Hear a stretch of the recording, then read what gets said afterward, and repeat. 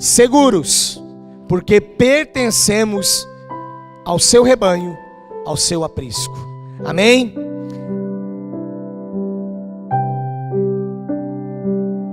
Aprisco quer dizer, na língua portuguesa, no dicionário da língua portuguesa, curral destinado ao abrigo de ovelhas, ou redil. Portanto, o próprio dicionário brasileiro ou da língua portuguesa também declara que aprisco é o seio da igreja, porque compara-se os fiéis às ovelhas, e por isso elas se reúnem em um aprisco. E nós, quando nos reunimos aqui com o sumo pastor, que é Jesus, que temos, nós estamos seguros. João capítulo 10, de 1 a 18, eu farei a leitura, mesmo assentados como os irmãos estão, mas em reverência ao Deus da palavra, eu quero fazer a leitura nesse momento, que diz assim: em verdade vos digo, o que não entra pela porta no aprisco das ovelhas, mas sobe por outra parte, esse é ladrão e salteador. Aquele, porém, que entra pela porta, este é o pastor das ovelhas. Para este, o porteiro abre. As ovelhas ouvem a sua voz. Ele chama pelo nome as suas próprias ovelhas e as conduz para fora. Depois de fazer sair todas as que lhe pertencem, vai adiante delas, e elas o seguem, porque lhe reconhecem a voz. Mas de modo nenhum seguirão o estranho, antes fugirão dele, porque não conhecem a voz dos estranhos. Jesus lhes propôs essa parábola, mas eles não compreenderam o sentido daquilo que lhes falava. Jesus, pois, lhes afirmou de novo: em verdade vos digo, eu sou a porta das ovelhas. Todos quantos vieram antes de mim são ladrões e salteadores, mas as ovelhas não lhes deram ouvidos. Eu sou a porta.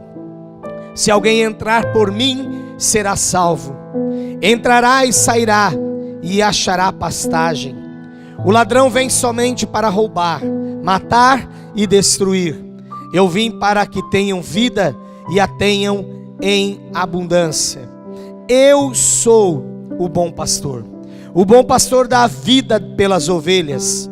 O mercenário que não é pastor, a quem não pertencem as ovelhas, vê vir o lobo, abandona as ovelhas e foge. Então o lobo as arrebata e dispersa. O mercenário foge, porque é mercenário e não tem cuidado com as ovelhas. Eu sou o bom pastor, conheço as minhas ovelhas e elas me conhecem a mim, assim como o Pai me conhece a mim, e eu conheço o Pai e dou a minha vida pelas ovelhas. Ainda tenho outras ovelhas, não deste aprisco. A mim me convém conduzi-las, elas ouvirão a minha voz. Então haverá um rebanho e um pastor. Por isso o Pai me ama, porque eu dou a minha vida para a reassumir. Ninguém a tira de mim, pelo contrário, eu espontaneamente a dou. Tenho autoridade para entregar e também para reavê-la. Este mandato recebi de meu Pai. Amém, igreja? Este mandato recebi de meu Pai. Jesus está fazendo aqui uma declaração, não precisa abrir, lá de Ezequiel 34, de 15 a 17. Todo o capítulo 34 de Ezequiel, Deus está realmente denunciando aqueles pastores, os líderes de Israel daquele tempo, que não conduziam bem o povo.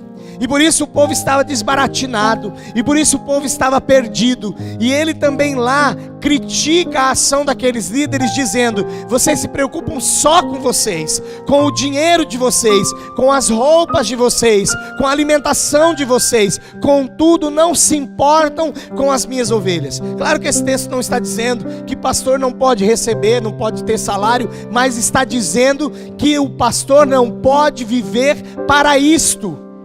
Ele precisa viver para a ovelha. E como houve esta falha ali dos líderes de Israel, em Ezequiel 34, a partir do versículo 15 até o versículo 17, Deus diz assim através daquele profeta: eu mesmo apacentarei as minhas ovelhas, e eu as farei repousar, diz o Senhor. A perdida buscarei, e a desgarrada tornarei a trazer, e a quebrada ligarei, e a enferma fortalecerei, mas a gorda e a forte destruirei, apacentar-lhe-ei com juízo. E quanto a vós, ó ovelhas minhas, assim diz o Senhor Deus: eis que eu julgarei entre ovelhas e ovelhas, entre carneiros e bodes. Porque depois havia também uma outra questão. Tinha pessoas que, além dos líderes, tinham pessoas também que não queriam ouvir mais a voz do Senhor, e não queriam mais andar segundo os seus estatutos. E exatamente no tempo de Jesus, que ele diz: eu recebo esse mandato do meu Pai, que aqui em Ezequiel 34, nós acabamos de confirmar que Deus disse mesmo, que Ele mesmo arrebataria, Ele mesmo arrebanharia, Ele mesmo trataria diretamente com as suas ovelhas. Jesus está falando também dos líderes daquele tempo, que eram mercenários, que eram ladrões, que não se importavam com o povo, nem eles mesmos viviam a lei como deveria, mas cobrava do povo. E Jesus fala: eu vim para pôr ordem nesta questão, eu vim para colocar ordem no negócio. Mas assim como lá nos tempos de Ezequiel, também nos tempos de Jesus, tinham os líderes, sim, que erravam, mas tinham também o povo que errava. E Deus termina aqui em Ezequiel dizendo que Ele faria diferenciação e destacaria ovelha de ovelha e carneiro e bodes. Então não é só uma palavra para líderes, mas é uma palavra para todos aqueles que dizem servir ao Senhor, mas que não querem andar debaixo da soberania do Senhor, debaixo do cetro do Senhor, debaixo das ordens do sumo pastor, e atendendo aquilo que o Senhor requer da sua vida. Não querem mais olhar para o cajado do Senhor que direciona, mas querem andar segundo as seus próprios pensamentos, as suas próprias decisões. Existem sim igrejas que pregam o verdadeiro evangelho, a verdadeira palavra, mas nessas igrejas nós encontramos pessoas que não querem viver o verdadeiro evangelho, infelizmente. Pessoas que estão vivendo desgarradas, e Deus fala que tem para elas um tratamento diferenciado também. Meu irmão, minha irmã, nós precisamos estar debaixo da soberania do sumo pastor, que é Jesus, porque só nele há segurança, só nele nós estaremos seguros. Só nesse aprisco nós estaremos seguros. Uma vez aí, há uns 5 anos, 4 anos talvez, começou uma onda de desigrejados, e eles começaram a colocar algumas figurinhas na internet, nas redes sociais, e uma delas era uma gaiola, e tinha um pássaro lá dentro da gaiola, e um outro pássaro saiu voando, e aquele pássaro da gaiola disse: cuidado, aí fora é muito perigoso. Um pássaro estava observando a cena do pássaro voando e do pássaro na gaiola, e esse pássaro dizia assim: coitado é ele, porque não sabe que está preso, um negócio assim. Aí a pessoa estava realmente instigando ali na rede social. Hoje eu não faço mais isso, mas naquela época eu fazia. E eu falei: não vou deixar barato não, porque Deus nunca falou que nos colocou numa gaiola, mas Ele disse que nos colocaria num aprisco. E eu disse: olha, você está rebaixando, meu irmão, aquilo que Deus fala. Gaiola é prisão, aprisco não. Aprisco é segurança, aprisco é proteção, aprisco é cobertura. Aprisco, ao contrário do pasto vasto, embora daqui a pouquinho eu vou falar sobre isso também, embora haja o pasto lá fora, mas para que as ovelhas fiquem em segurança, o pastor traz todas de volta e coloca naquele local. Esse local ele era construído, até hoje é de uma certa forma, construído com pedras, e eles deixavam só uma abertura, e por aquela abertura é que o pastor dava as ordens para sair e quando era a hora de entrar. Ali ele ficava olhando se vinha alguém, se via algum animal perigoso, e por aquela porta ninguém ou nada passava, porque o pastor estava ali colocado. Mas ele também olhava em volta, porque volta e meia tinha alguém tentando escalar, um ladrão, pessoa mesmo, um mercenário, ou até um animal que vinha tentar dentro do próprio aprisco arrebatar uma ovelha e levar embora. Mas o pastor tinha todo esse cuidado, e enquanto essas ovelhas estavam no aprisco, elas estavam seguras. Mas pastor, e quando eu saio desse ambiente, e quando eu saio do aprisco, e quando eu saio da comunhão? Bom, primeiro que o aprisco hoje não há mais uma delimitação de paredes, mas eu estou lá fora em comunhão com o Senhor, e estou no seu aprisco. Eu estou lá fora em comunhão com os meus irmãos, eu estou vivendo a situação do aprisco. Mas quando eu estou lá fora, mesmo que eu esteja num pasto vasto, você vai caminhar essa semana por muitos caminhos, muitas coisas para fazer, muitas coisas para decidir, e você talvez vai pensar assim: eu não estou lá no aprisco, eu não estou seguro. Mas aí você precisa se lembrar que o pastor, o sumo pastor que é Jesus, não te deixa em nenhum momento. E por isso nós temos um salmo muito conhecido, que é o 23, que diz: o Senhor é meu pastor, nada me faltará. Vamos continuar? Deitar-me faz, guia-me mansamente. Ele nos guia, mesmo nos momentos mais difíceis, mesmo nos momentos mais agudos.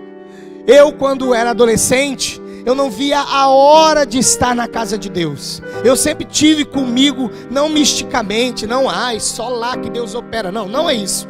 Mas eu sempre tive no meu coração um ardor muito grande por estar aqui na casa do Senhor.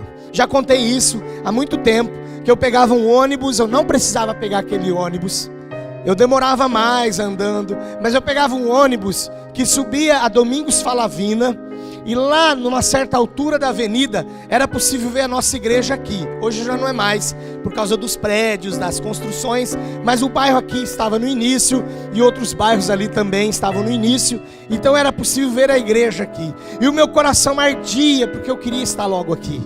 Eu queria estar logo com os meus irmãos, eu queria estar logo louvando ao Senhor juntamente com os meus irmãos. Não que eu não fizesse isso na minha casa, não que eu não fizesse isso de outras formas, mas eu gostava, era algo que falava alto comigo. Eu quero estar na presença de Deus com os meus irmãos logo. E eu me lembro que quando saía alguma proposta lá, a gente precisa fazer uma força-tarefa aqui no escritório para entregar umas guias, às vezes não era nem do meu setor, e eu falava: eu me proponho a trabalhar. O que tem que fazer? Não, é bater guia aqui, copiar aqui, datilografar. Ok, eu venho fazer, para que eu pudesse ter banco de horas. E quando eu começava a formar uma certa quantidade de horas, eu descobri alguma coisa que a igreja ia fazer. Era anunciado aqui, como quando foi construído a igreja ali do Jardim Laranjeiras, os americanos vieram.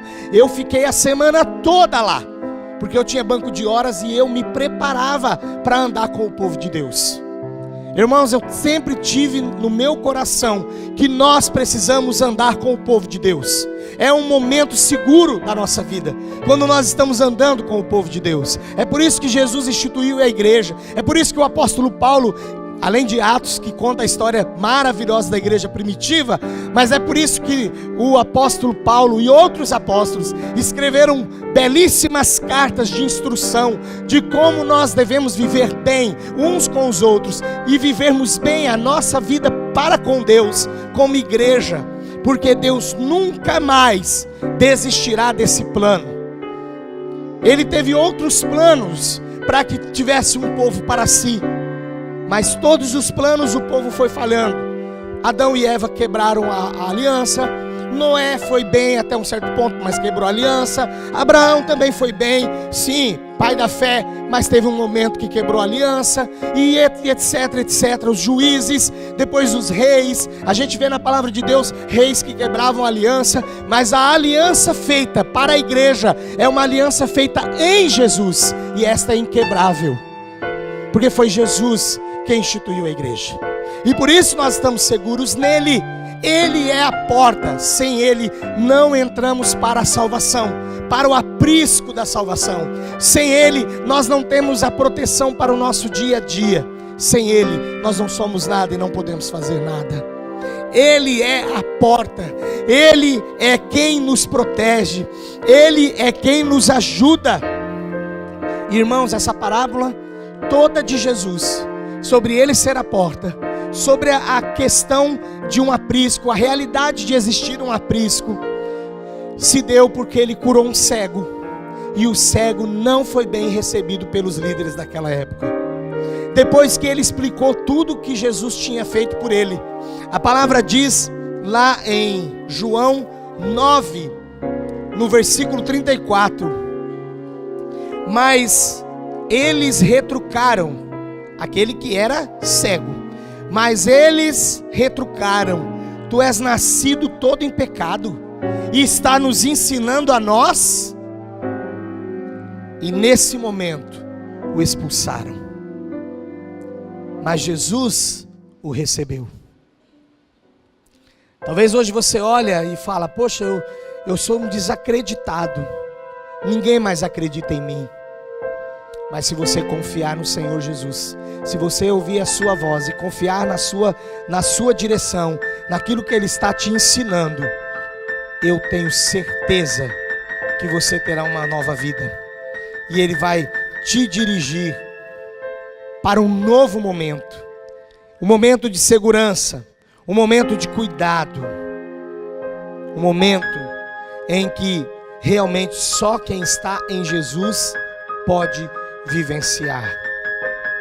Eu quero nesse momento colocar você, eu também, para pensarmos naquilo que Jesus fez por nós. Ele se entregou por nós, Ele se tornou maldição por nós, Ele é a porta. Um dos irmãos de Jesus, diz os comentaristas, os estudiosos, que ele morreu porque perguntaram assim para ele, lá na frente. Eles estavam encucados com essa parábola de Jesus ainda, muitos anos depois. O que Jesus queria dizer com a afirmação que ele é a porta? E ele respondeu: ele quis dizer que sem ele não há entrada para a salvação.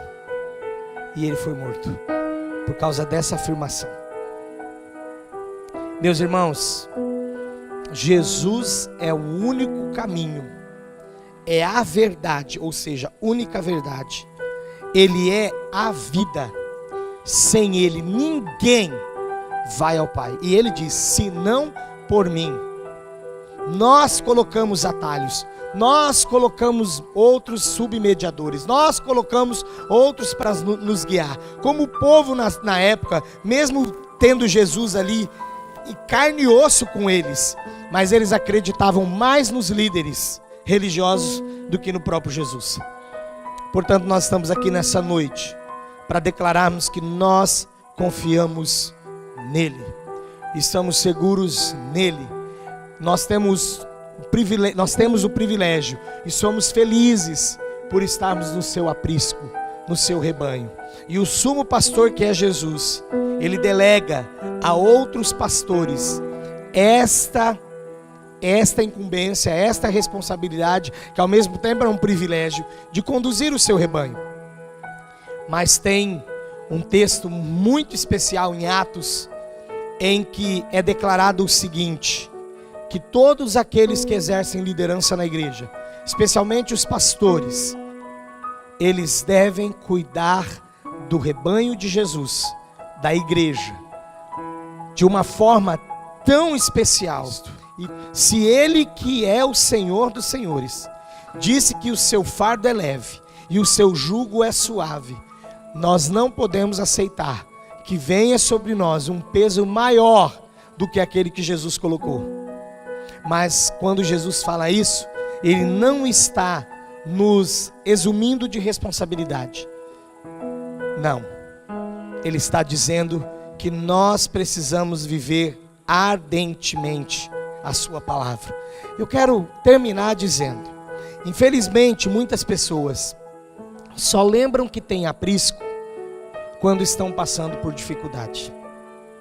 Enquanto não estão na dificuldade, estão como aquela ovelha bem maluquinha, correndo pelos pastos, passando no meio do carrapicho, tropeçando, caindo no buraco, levantando, e o pastor, o sumo pastor que é Jesus, ou o pastor que Deus confiou, aquela pessoa dizendo: não vá por esse caminho, não faça isso, volte para o aprisco, congregue mais, venha mais na igreja. Ah, já vem esse pastor pegar no meu pé. Não, irmão, isso é cuidado. Aliás, eu disse uma vez para uma pessoa: me cobra tanto para eu ir na igreja. Eu falei assim: um dia ninguém vai te cobrar mais. Por quê? Porque a igreja ela vai crescendo. E as pessoas que de fato querem fazer parte do aprisco, o pastor conhece pelo nome. Mas aquelas que ele nem mesmo conhece, é porque alguma coisa de errado tem. Não ouve a sua voz, não participa, então não vai conhecer. Aí a pessoa ficou meio assustada.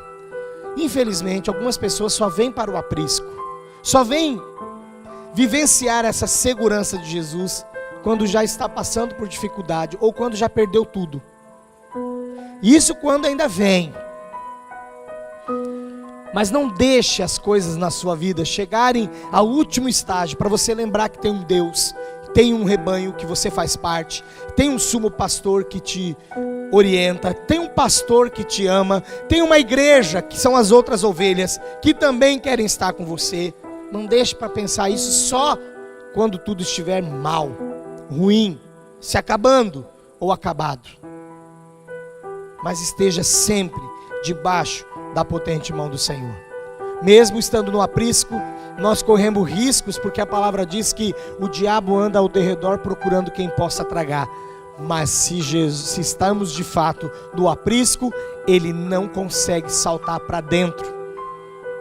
O momento que ele nos pega é o momento que nós não estamos protegidos, porque nós tiramos a proteção. E ainda vamos para a rede social e falamos assim: vou viver do jeito que eu quero, do jeito que me faz me sentir melhor, do jeito que não sei o que. É nada, você está se enganando. A melhor forma de nós vivermos é debaixo da potente mão do Senhor. Porque se você estiver vivendo um momento de humilhação a seu tempo, diz a palavra no final desse texto, Ele te exaltará. Mas você não pode sair do centro da vontade de Deus. Amém? Feche os seus olhos.